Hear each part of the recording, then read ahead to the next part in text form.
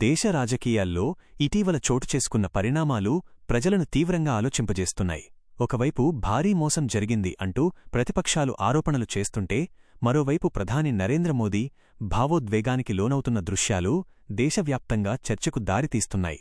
రాజకీయాల్లో భావోద్వేగాలు కొత్తవి కావు. కాని ఈసారి పరిస్థితి వేరుగా ఉందని విశ్లేషకులు చెబుతున్నారు. ప్రభుత్వం తీసుకున్న కొన్ని కీలక నిర్ణయాలు, ప్రకటించిన పథకాలు, ఇచ్చిన హామీల విషయంలో ప్రజల్లో ఆశలు పెరిగాయి. కాని కాలం గడిచే కొద్దీ ఆ ఆశలు పూర్తిగా నెరవేరాయా అన్న ప్రశ్నలు బలంగా వినిపించాయి. ధరల పెరుగుదల, ఉద్యోగాల కొరత, మధ్యతరగతి మీద పెరిగిన భారం వంటి అంశాలు ప్రజల అసంతృప్తికి కారణమయ్యాయి. ఈ నేపథ్యంలో ప్రజలకు చెప్పింది ఒకటి, జరిగింది ఇంకొకటి అన్న విమర్శలు మొదలయ్యాయి. ఇక్కడే భారీ మోసం అన్నమాట రాజకీయ వేదికపై బలంగా వినిపించసాగింది. ఈ పరిస్థితుల్లో ప్రధాని మోదీ కొన్ని ప్రసంగాల్లో భావోద్వేగానికి లోనవడం, కన్నీళ్లతో మాట్లాడటం దేశాన్ని రెండు వర్గాలుగా విభజించింది.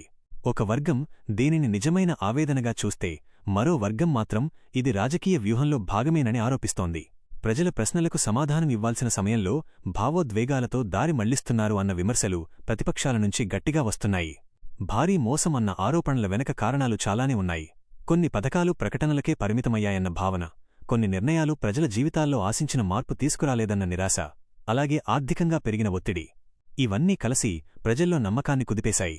ఈ సమయంలో ప్రధాని కన్నీళ్లు పెట్టుకోవడం సహానుభూతిని పొందే ప్రయత్నమా, లేక నిజంగా పరిస్థితులపై ఆయన మనసు కదిలిందా అన్న ప్రశ్నలు తలెత్తుతున్నాయి. మోదీ మద్దతుదారులు మాత్రం దీనికి పూర్తి భిన్నంగా స్పందిస్తున్నారు. ప్రధాని దేశం కోసం నిజంగా బాధపడుతున్నారు, ఆయన కన్నీళ్లు నటన కాదు అని వారు వాదిస్తున్నారు. దేశ భవిష్యత్తుపై, పేదల పరిస్థితిపై ఆయనకు నిజమైన ఆవేదన ఉందని చెబుతున్నారు. కాని విమర్శకులు మాత్రం నాయకుడి బాధ కన్నీళ్లలో కాదు, నిర్ణయాల్లో కనిపించాలి అని ప్రశ్నిస్తున్నారు. ఈ మొత్తం పరిణామం దేశ రాజకీయాల్లో ఒక కీలక మలుపుగా మారింది. ఇది కేవలం ఒక నాయకుడి భావోద్వేగాల కథ కాదు. ఇది ప్రజల నమ్మకం, పాలకుల బాధ్యత, మాటలు, చర్యల మధ్య తేడా గురించి జరుగుతున్న పెద్ద చర్చ. ప్రజలిప్పుడు భావోద్వేగాల కన్నా స్పష్టతను కోరుకుంటున్నారు.